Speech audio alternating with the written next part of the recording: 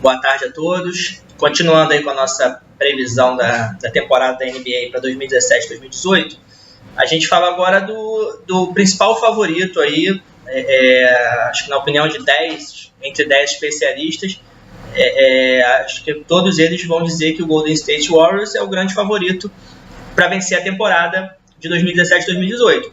É o atual campeão, ok? Há 2 temporadas atrás foi campeão também e só não conquistou o tricampeonato, tá? Na temporada 2016,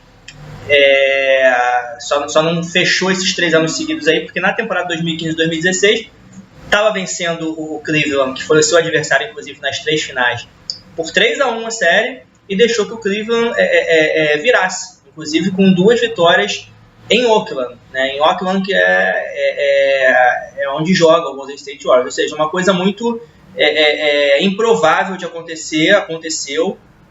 Desde então, tá? Desde aquela derrota, o Golden State simplesmente contratou o que para muitos é o segundo melhor jogador da liga, né? E consequentemente do planeta, que é o Kevin Durant. Eu acho ele um jogador obviamente espetacular, mas eu ainda coloco aí o Westbrook nessa briga, entendeu? É uma outra discussão, mas enfim, é um jogador obviamente que é um top 3, né? E no ano passado, como resultado dessa contratação, que se reforçou, ainda era uma equipe muito forte, se reforçou ainda mais, bateu o Cleveland até com uma certa tranquilidade. Não foi assim tão tranquilo não, como muitos dizem, tá? Apesar de ter sido 4-1 a série, mas foi, até pelo placar, foi realmente... principalmente os 2 primeiros jogos foram bem tranquilos, e aí posteriormente a série praticamente se definiu. E o que era assim, mais, vamos dizer assim, improvável até, o que era bem improvável até, acabou acontecendo para essa temporada, que era o time conseguir se reforçar. Porque normalmente quando o time tem uma dominância muito grande, o que acontece? Ele tem uma escolha alta no draft, né? Vai ter uma escolha alta, vai pegar um jogador que, né, dificilmente vai ter um impacto na equipe, na qualidade da equipe. E, inclusive foi o que aconteceu, o Golden State pegou um jogador com número 38 no draft, que provavelmente não vai ter esse impacto. Só que com essa questão dos super times que né, estão sendo criados, e o Golden State é o maior exemplo disso, e da situação que hoje está em voga do jogador querer se juntar, isso já vem de algum tempinho, ok, mas hoje está bem forte isso, se juntar a um grande time para ganhar um campeonato. Isso está proporcionando que aconteça o quê? Jogadores de boa qualidade deixam o dinheiro para trás, tá?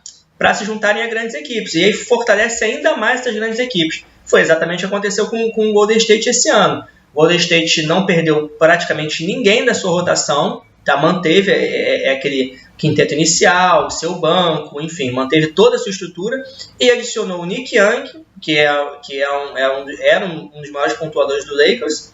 É um jogador que pontua muito, não é muito bom de defesa, mas pontua muito, que é até a característica do próprio Golden State, né, que é a pontuação absurda que eles têm. Então contratou o Nick Young e contratou um ala chamado Henry Caspi, que enfim, é um ala muito sólido. É um ala muito sólido que poderia até iniciar em alguns times. Ele, inclusive, era titular no Sacramento Kings.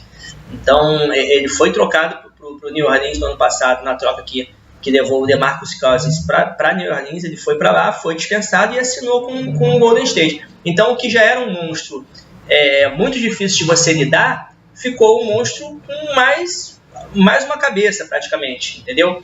Então, hoje você tem um time que é muito forte individualmente, você tem 2 até 3, se a gente colocar o Draymond Green aí na brincadeira, você tem 3 jogadores candidatos a MVP da temporada, tá? Que são Kevin Durant, Stephen Curry e o Draymond Green. Você tem provavelmente o melhor 6º homem da liga, que é o André Iguodala, e você adiciona, você tem um time muito bem entrosado, que é um time que na sua estrutura principal, tá? Que sempre foi Stephen Curry, Klay Thompson e Draymond Green. Essa sempre foi a estrutura do Golden State. Não foi mexido nos últimos 4 anos. Tá? Você só adicionou, muda uma peça aqui, muda uma peça ali, mas essa espinha dorsal você não mexe e você ainda reforça o seu banco. Então, para a gente ter uma ideia, o quinteto inicial do Golden State não mudou. Tá? Stephen Curry é o armador, o número 2 Klay Thompson, o 3 Kevin Durant, o 4 Draymond Green e o 5 Zaza Pachulia, que é aquele pivôzão ali para conter os outros pivôs e para garantir rebote.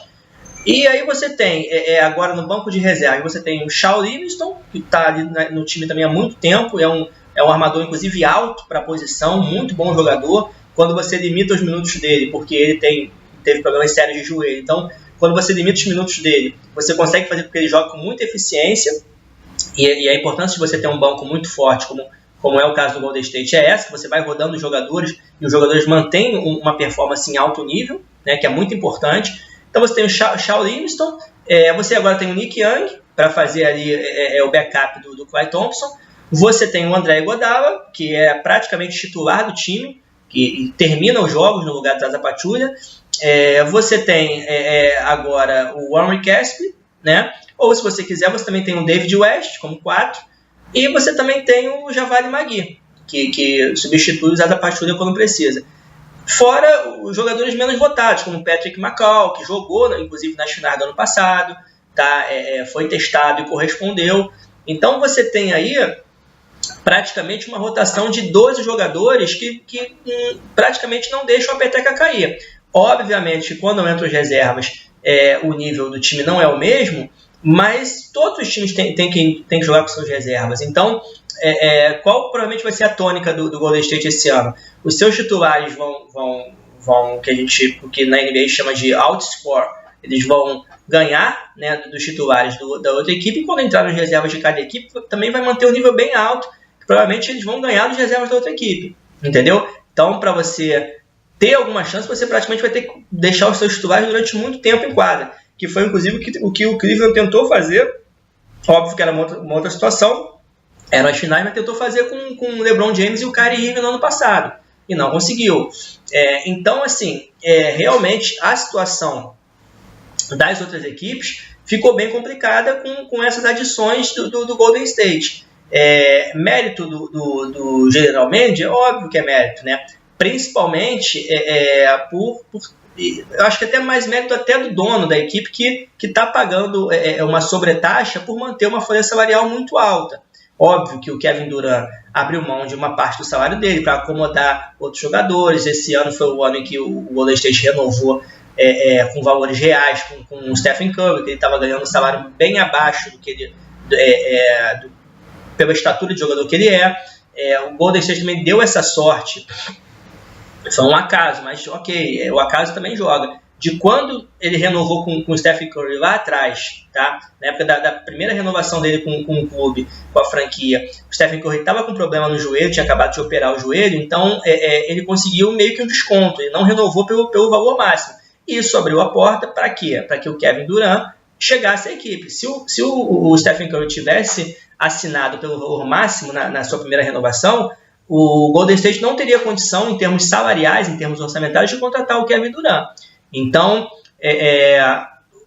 as coisas acabaram caminhando nesse sentido. Ele conseguiu contratar o Kevin Durant. Quando o Stephen Curry foi agora renovar, o Kevin Durant abriu mão ele poderia também ter renovado por um salário máximo. Ele abdicou, ele mantém um salário obviamente muito alto, mas pelo padrão do Kevin Durant, que é mais jogador que o Stephen Curry, ele deveria ganhar o maior salário da equipe, ele não ganha. Isso também foi feito para que o clube conseguisse renovar com o André Iguodala, com as outras peças também menos comentadas, mas que também são importantes, Javale Magui, David West. Ou seja, o Cleveland, principalmente pela boa vontade dos seus jogadores, que é aquilo que eu falei lá no início, eles querem ganhar o título e abriram mão de salário por isso, ele conseguiu equacionar. Mas eu acredito que, assim, falar do trabalho do General Manager, é óbvio que conseguiu concatenar isso tudo, mas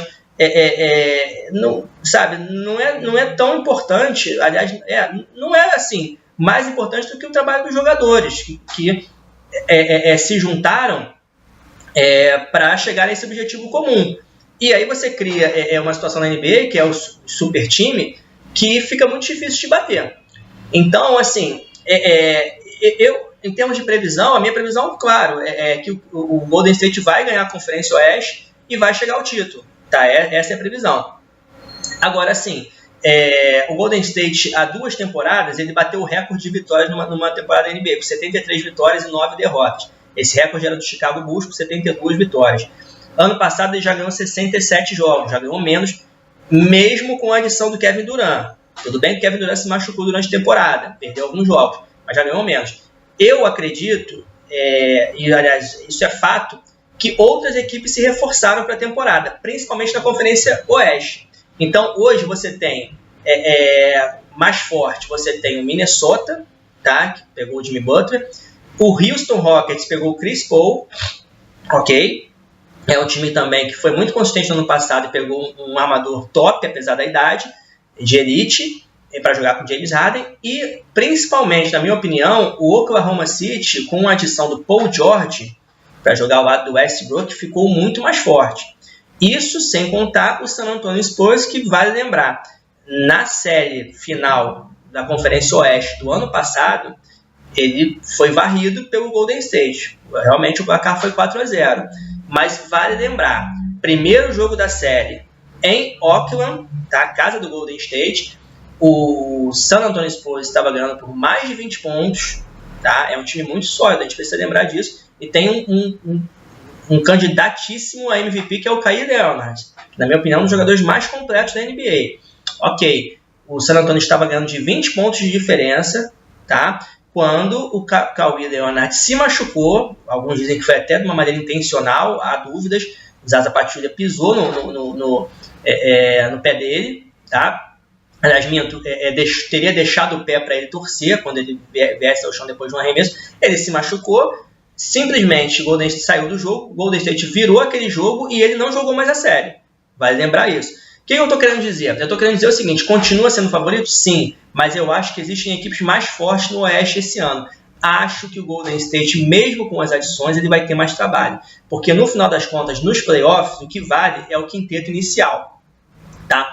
Então, acho que ele continua favorito, mas eu acho que principalmente com o Oklahoma City, tá? O Golden State vai ter muito mais trabalho.